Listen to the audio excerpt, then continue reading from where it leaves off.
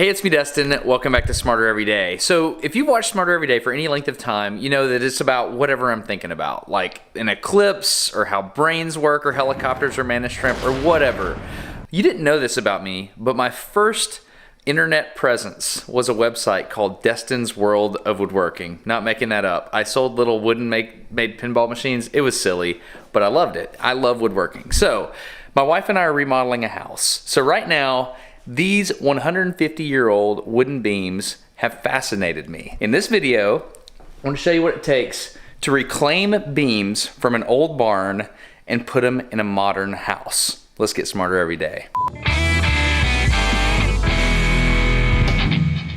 Okay, our story starts in a town I used to live in called Cullman, Alabama. There's a store here called Southern Accents that specializes in what's called architectural antiques. It's the kind of place you can get lost in for hours. In fact, they give you a free Coke when you walk in the door and send you on your way to wander through the warehouses. When you get back there, you'll find that they keep everything amazing from old houses that are supposed to be torn down. These guys go into these homes and reclaim all the cool stuff you wouldn't really think about. For example, they have super cool old doorknobs, antique sinks, doors. Everything is organized so you can find the exact thing you're looking for, and they have a full-blown woodworking shop in case you need to modify something. People come here from all over the world, so whenever my wife and I are in town, we make a point to drop in and check out the new arrivals because these guys go through stuff all the time. Colby explains what they do this way. Old hardware. Yeah, just anything we find that we think is salvageable, whether it's hardware, you've got mantles, light fixtures, old doors, a little bit of everything. But what we like to do is bring it in, sell it as is, strip it, sand it, refinish it, repair it, whatever we can do to get it back to its original form or state.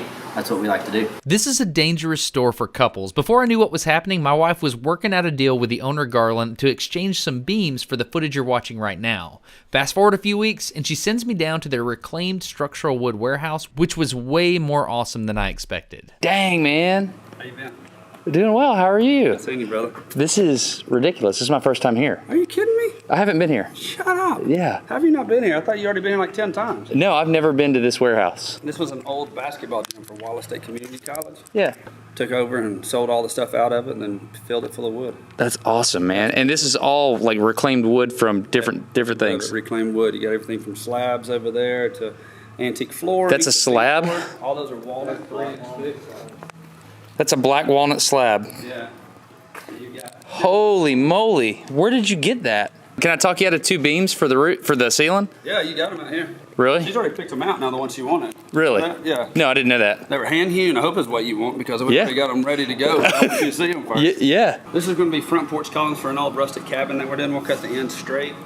That's an old sawmill style. That's right. So you see every one of those circular saw marks right there Yeah. is a tooth of a huge saw blade back in the day, 1905, 1910, 1920, that would come around and hit the wood.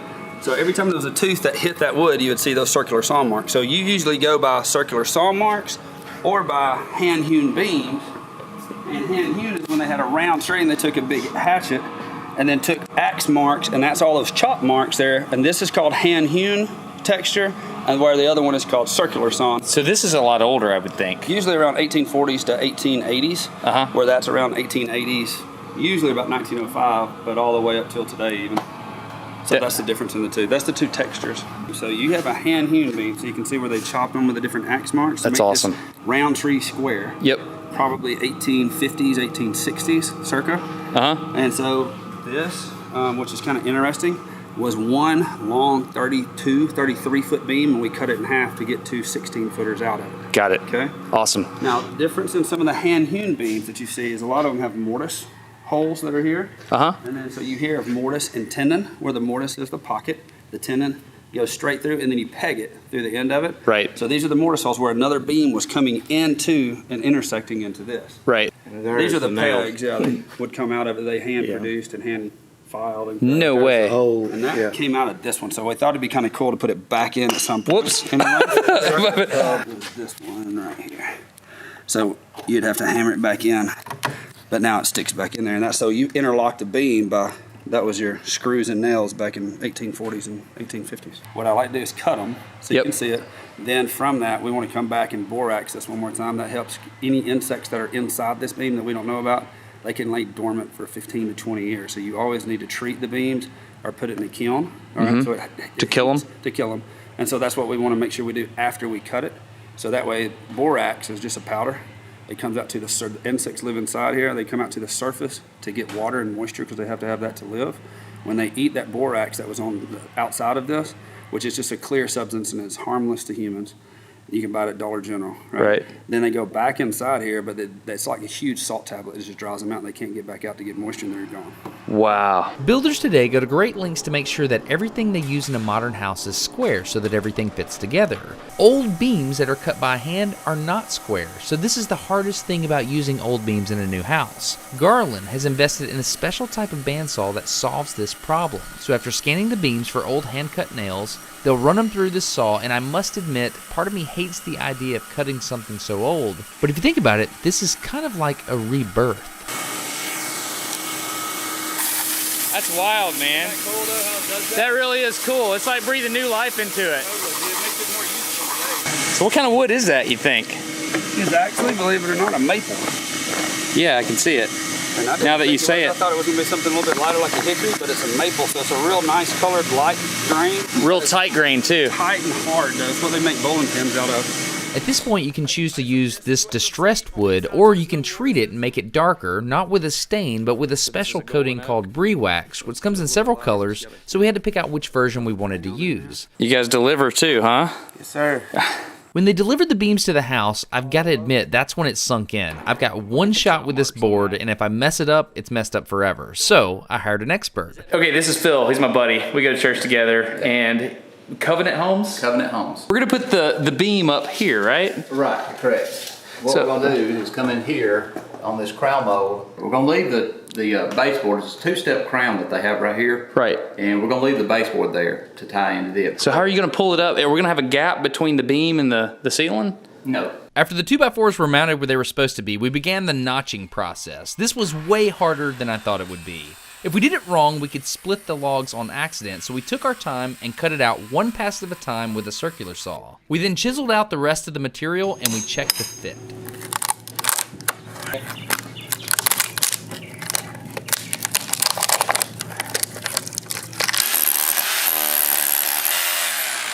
I feel like you're disrespecting the craftsman that made this originally. Progress is coming on. Oh man, look at how they drilled it. Oh, that's with a hand drill. You think that was done by hand? Yeah. That's awesome. Because it's left those. Yeah. That is cool. They Yeah, I bet A those guy with arms this big.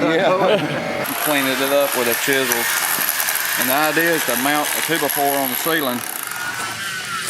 And then the beam will fit flush right on the ceiling. We'll be able to push it up to the ceiling. This is why Garland's flat sawmill is so important. You want it to be flush so that it looks like it's a structural element of the ceiling. We started by shimming the log up to the ceiling, but our notch was so tight that we couldn't get it pushed all the way up to the top, even though we were using wedges under the 2x4. We then figured out the right way to do it.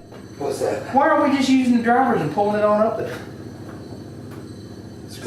Screwing it in. That'd be too easy. Keep on driving. Yeah. There we go. There we Like go. he grew there. All right. It's not fair that you can stand on the ground and do that. Suck it up. I'm on a ladder and I still can't reach that high. Come on. Okay, the final few things are important because the devil's in the details. You got to make it look like it was structurally put here, right? So we cut these plugs. It's important when you put the plugs in that you align the grain of the wood so that it looks like it was there on purpose. Okay, that's number one. Number two, you remember this peg from the mortise and tenon joint? Well, some dude cut this out with a knife 150 years ago.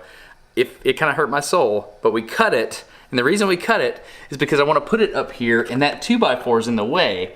But if you put that peg in there and let it stick out, it looks like it was there on purpose. So anyway, it's kind of like an homage to the guy that originally did it. Last thing, if you had a gap right here at the edge, it would be a dead giveaway that this is not structural. So we had to cover that up. What we did is we took that drop that Garland made with the sawmill, made a picture frame so that we could use weathered looking wood all the way to the edge of this faceplate here. And then we just terminated the crown molding right there. It looks like it's a structural beam. I love these. I know it's a different video, but they make the house feel a lot more cozy. We also had a hand-hewn beam put right here. Garland gave us one of these as well. it makes the mantle look awesome. Everybody that comes in here comments on the look of these beams, and it's just an old house that we just put 2 beams up. It looks really neat, and the mantle matches. I like it. Anyway, it makes a house a home, and cozy is the word? Yeah, I like them because they're cozy. Yeah. So this is another thing that makes a house a home. HelloFresh is the sponsor for this video. It's awesome for several reasons. They deliver food to your house. I like food, good food, and I like it at my house. The ingredients are fresh and pre-measured so you don't waste stuff. It's healthy, it's good. Did I mention they send it to your house? Because they send it to your house. It's so stinking easy, even I can follow the recipes. We used to teach our kids how to cook. Seriously, this has been such a big deal for my family. We asked them to sponsor and they said yes, so here's the deal. For $30 off the first week of HelloFresh, visit HelloFresh.com and enter the promo code SMARTER. 3 different plans to choose from: classic, veggie, and family. Supporting the sponsor is a big deal for Smarter Every Day and all, but in this case, it's a big deal for you. Seriously, try it. All right, that's it. I hope you enjoyed this episode of Smarter Every Day. Feel free to subscribe if you're into that sort of thing. You can check out Southern Accents on the internet. They sell beams and stuff online. It's pretty cool. Big thanks to HelloFresh, and that's it. Hope you enjoyed it. Let me see pictures of your beams in your house. That was dumb. I have no idea why I said that. The next video is a collaboration with the Slow-Mo guys, so feel free to subscribe. It's worth it. Anyway, I'm Destin, getting smarter every day. Have a good one.